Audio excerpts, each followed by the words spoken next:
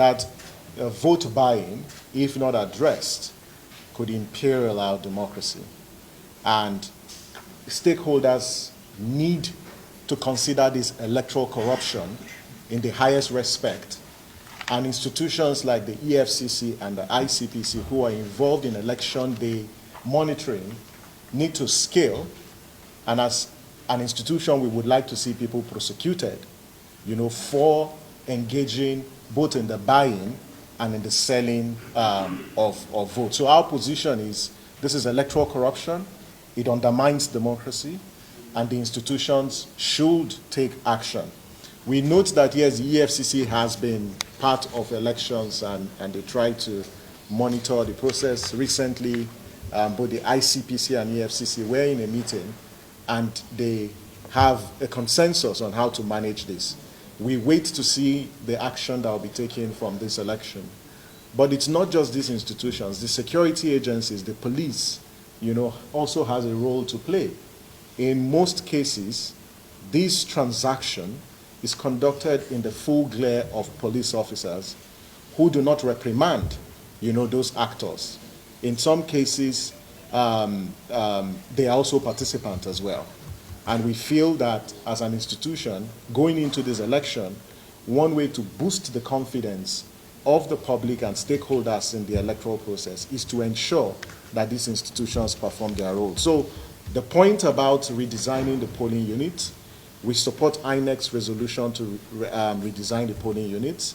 There are limitations because it's not just redesigning polling units to safeguard the security and the privacy of the votes. It's also redesigning polling units to provide accessibility, for persons living with disability. So going into, subsequent elections, it's important that this is considered. So that's our institutional position.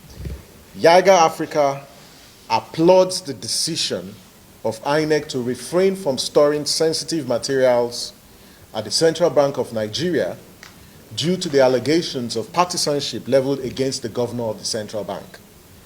This shift in the protocol for managing deployment of sensitive materials places a huge responsibility on INEC to ensure safety and security of sensitive materials, as well as their timely deployment, to local government and registration centers.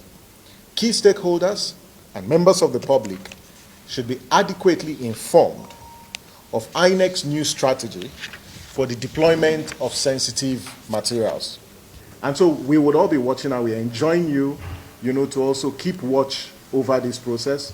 But we want to assure the Nigerian people, and particularly the people of Ekiti State, that we will make public all our observations from this process and provide a very objective assessment of the technology, because it's crucial for the process, given the legality conferred on the device by the provisions of the Electoral Act on the electronic accreditation of voters, as well as the electronic transmission of results.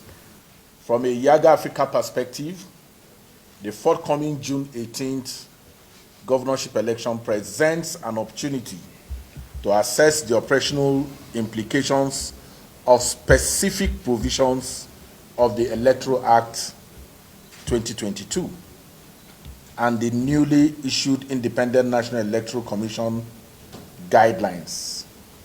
The commitment of key election stakeholders such as INEC and security agencies to credible and non-violent free election will also be tested in this election. Based on these commitments made by INEC and security agencies, YIAGA Africa expectation is that this election should not be defined by the perennial challenges of election logistics, technological failures, inconsistent application of electoral laws and guidelines, electoral violence, and vote buying. These challenges in previous elections have undermined public confidence in the electoral process and raised questions about the gains achieved in Nigeria's 23 years of democratic journey. Thugs unleashed violence and inflicted injuries on people using machetes, and stones.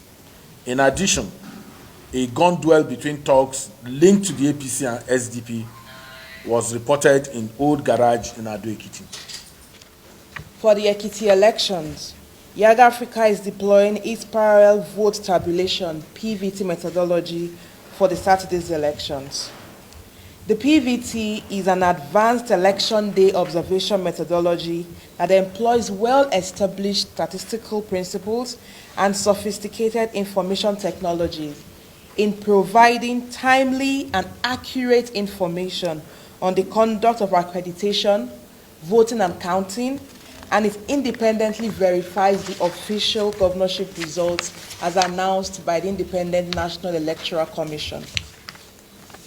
YIAGA Africa will deploy 500 stationary observers to representative statistical sample of 250 polling units and 25 mobile observers located in all 16 LGAs of Ekiti State. YIAGA Africa would also deploy 16 result collation observers to the LGA result collation centers. The sampled polling unit is determined by established statistical principles to ensure the resulting information is representative of the state and unbiased.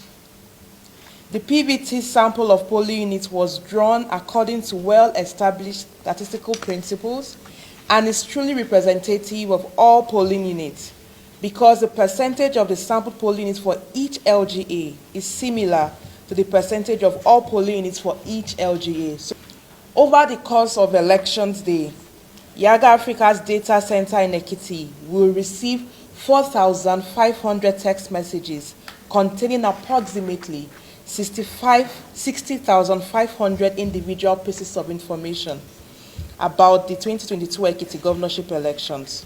Now, on Elections Day, text messages will be received at this data center from our observers deployed across the polling units. These messages will be processed and reviewed to ensure the information is complete, authentic, and accurate.